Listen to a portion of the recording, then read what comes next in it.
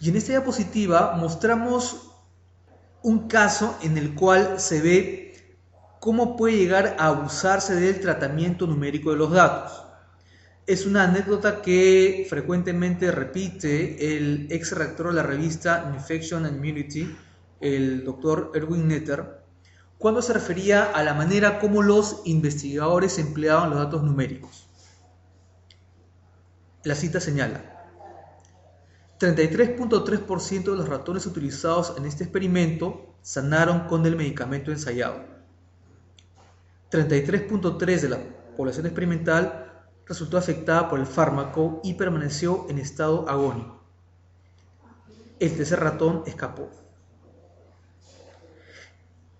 Es claro que si tenemos pocos datos numéricos, es preferible utilizar un texto o alguna forma de representación mucho más breve que apelar a datos numéricos cuando estos no son necesarios ni relevantes. Ese es el sentido de la cita del doctor Erwin Netter. En esta diapositiva mostramos un ejemplo de cómo poder evitar la redundancia. En la parte superior encontramos la frase original y posteriormente la versión mejorada de dicha frase. En ese sentido, en lugar de decir el cuadro 4 muestra de forma clara la tendencia creciente de las exportaciones no tradicionales en los últimos 5 años, es mejor decir en el periodo 1993 a 1998 hubo un crecimiento en las exportaciones no tradicionales. Entre paréntesis, ver cuadro 4. En esta diapositiva vemos dos ejemplos de gráficos que podrían haberse evitado si el autor hubiese mostrado esta información empleando texto. Justamente son ejemplos que nos muestran cómo muchas veces los investigadores abusan de las representaciones visuales para mostrar información que podría tranquilamente presentarse en una o dos líneas de texto. En particular el gráfico 9, que puede representarse como una oración de menos de 6 palabras. Otros ejemplos que muestran cómo es preferible o hasta qué punto es preferible emplear texto en lugar de gráfico cuando no hay mucha información pertinente que mostrar o resaltar. Finalmente aquí vemos el caso opuesto. En esta diapositiva observamos cómo el investigador, por tratar de mostrar todos los datos obtenidos durante el trabajo de investigación, no agrupó los datos por categorías o temas afines, sino que los mostró de manera pormenorizada, generando un gráfico difícil de entender. En este caso, valía la pena elaborar tal vez un cuadro o una tabla que hubiese permitido una lectura mucho más sencilla de esta información. En esta diapositiva encontramos un ejemplo de un cuadro que aparentemente está bien elaborado, pero que sin embargo puede mejorarse.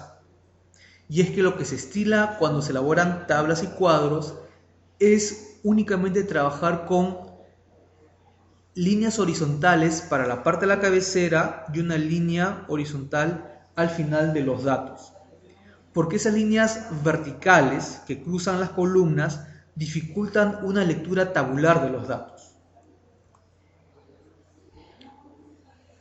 En este ejemplo observamos un cuadro que resulta demasiado complejo de leer.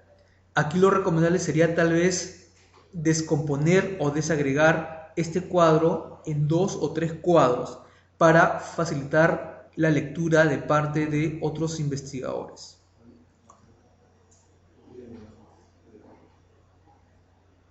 En esa diapositiva encontramos una matriz de correlaciones que en teoría presenta información relevante, pero está presentada de una manera tan desorganizada que dificulta la lectura y no mantiene la visión simétrica que deben tener las matrices de correlaciones, en las cuales Generalmente una línea diagonal imaginaria corta la información que está a ambos lados de la matriz de correlaciones.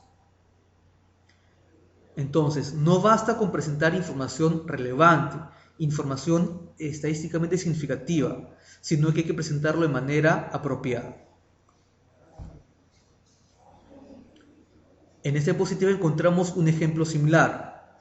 Es una matriz de correlación, pero no llega a tener una estructura simétrica como se esperaría de toda matriz de correlaciones. En todo caso, aquí lo recomendable sería descomponer este cuadro en dos para que se pueda apreciar con mayor claridad la estructura simétrica de la matriz de correlaciones.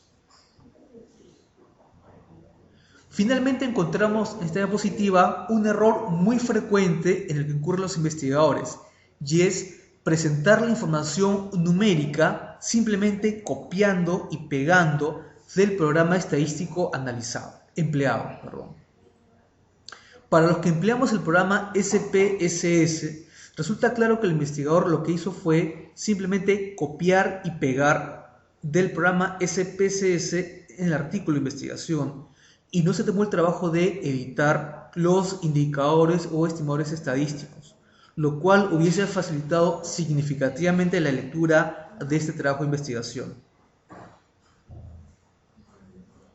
Este es entonces un ejemplo de lo que no debe hacerse cuando se presentan los resultados de investigaciones, por más que hablemos de resultados estadísticamente significativos.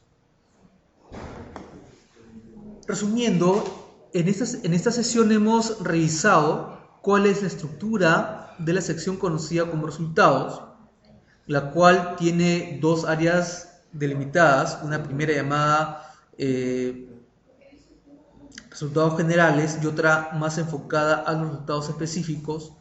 Luego hemos dado algunas pautas sobre cómo redactar esta sección y finalmente hemos revisado algunos ejemplos de gráficos y cuadros, tablas, que deberían mejorarse a fin de que los investigadores sepan qué errores frecuentes evitar al preparar cuadros o elaborar tablas.